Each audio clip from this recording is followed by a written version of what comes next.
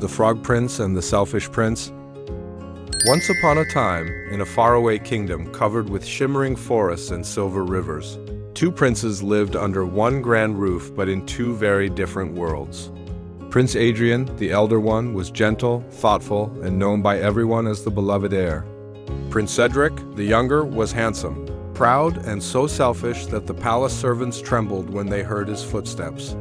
The king often said, "Two sons, two hearts, one made of gold, one made of stone," but he hoped time would soften Cedric. Yet Cedric believed the world existed only to serve him, his luxuries, his desires, his vanity. One warm summer evening, the sun dipped low and painted the skies with streaks of gold. Prince Cedric demanded to go outside into the royal gardens.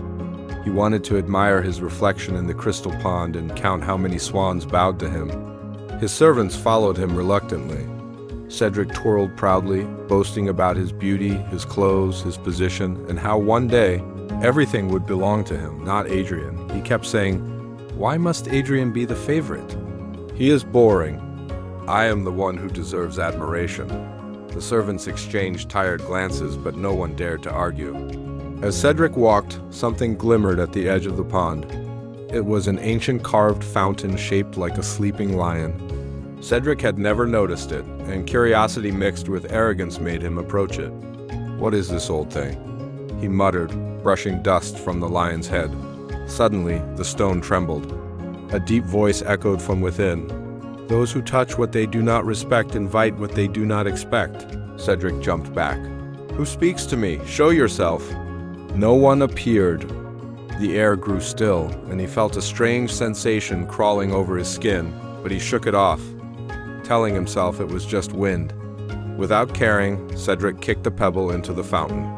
He turned and walked away, never imagining the curse that had begun. Meanwhile, Prince Adrian had spent his day helping in the village, where he visited the old baker, played with the children, and listened to the farmers talk about their needs. He returned to the palace with dust on his shoes, but a smile in his eyes. When he reached the gardens, he found the servants whispering nervously. "Is Cedric troubling you again?" Adrian asked kindly. They hesitated but nodded. Adrian sighed. "I will talk to him." He found Cedric near the pond, scolding a swan for not bowing low enough. "Cedric, leave the poor creature alone," Adrian said, stepping forward. Cedric gave an annoyed shrug. "The swan should know who I am." Adrian shook his head. "One day your pride will cost you something precious," Cedric smirked. "I doubt it." That night, thunder shook the sky, though there were no clouds. Cedric woke abruptly, feeling cold. He reached for his silk blanket, but his fingers felt wrong, too small, too moist. He bolted upright and let out a croak instead of a scream. His heart pounded. He rushed to the mirror, and what he saw nearly made him faint. A small green frog stared back at him. No, this must be a nightmare." He tried to shout, but only croaks emerged. In panic, he hopped to the door, but the guards screamed and tried to capture him. Cedric barely escaped through a gap under the gate, leaping outside into the dark night. Rain began pouring heavily. Cedric hid beneath leaves, trembling in fear. For the first time in his life, he felt helpless. Morning came with golden light. Adrian awoke to the news that a strange frog had terrified the guards. He laughed softly, thinking it was just a garden creature. But in the forest, Cedric gathered courage. "I must find someone who can help me," he croaked. He hopped deeper until he found the ancient fountain again. The lion's mouth glowed faintly. "Please," Cedric cried, "turn me back." A rumbling voice answered, "A selfish heart cannot wear a human face. To return to your form, you must accomplish 3 tasks. Learn kindness, learn humility, and learn love, not love of self, but love of others." Cedric trembled. "But I don't know how to do that." The voice faded.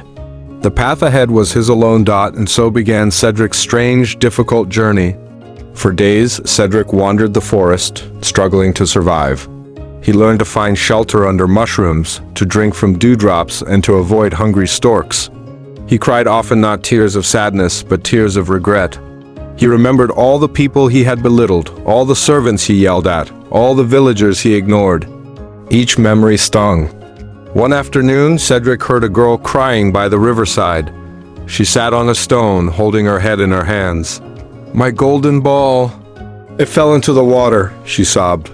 Cedric approached cautiously. "Maybe I can help," he croaked. The girl gasped. "A talking frog?" Cedric nodded. "Yes, and I can get your ball if you don't scream."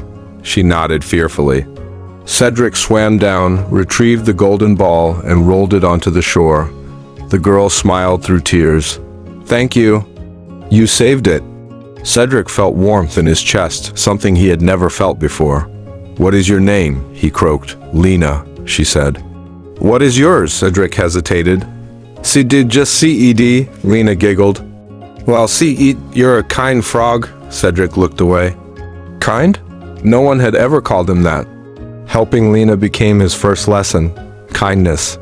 The second lesson came unexpectedly.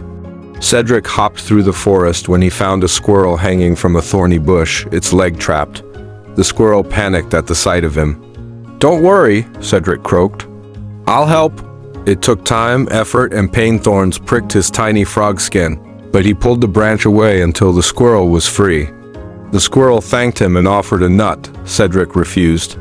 "No, keep it. You need it more than I do." For a selfish prince who once wanted everything, refusing a gift was humility. One evening, Cedric hopped near the palace gates. He saw Adrian sitting alone on the steps, looking exhausted. "Where are you, Cedric?" Adrian whispered. "Where did you disappear?" "I know I failed you. I should have taught you better. Come home." Cedric's tiny frog heart ached. He approached Adrian's foot and croaked softly. Adrian looked down, puzzled. "You again," he smiled sadly. He picked up Cedric gently. Cedric wished he could speak. He wished he could say, "I am here, brother. I am sorry." He stayed by Adrian's side for days. Adrian fed him crumbs, spoke to him, and brought him to the garden every morning.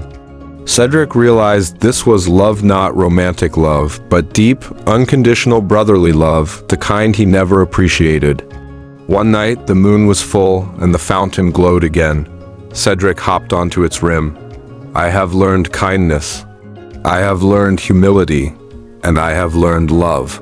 Please, give me a chance to make things right," the lion rumbled. "The heart you have gained is the heart you lacked.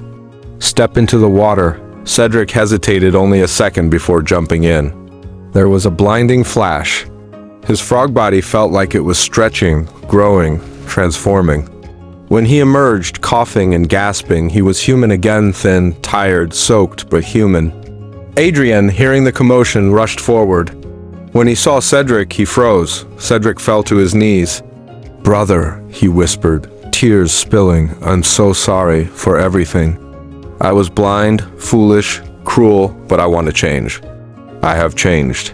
Adrian didn't speak, he simply pulled Cedric into a tight embrace. "Welcome home," he whispered. And from that day onward, Cedric lived differently. He visited the village with Adrian, he helped the servants, he protected the forest creatures who once protected him, and he often sat by the fountain, thanking it not for the curse, but for the chance to become the person he was always meant to be. The selfish prince had become the wise prince, and the kingdom rejoiced. And far away in the forest, the animals whispered stories of a frog who became more than a prince, he became good. Thank you for watching my video. And don't forget to subscribe, like, and share my channel.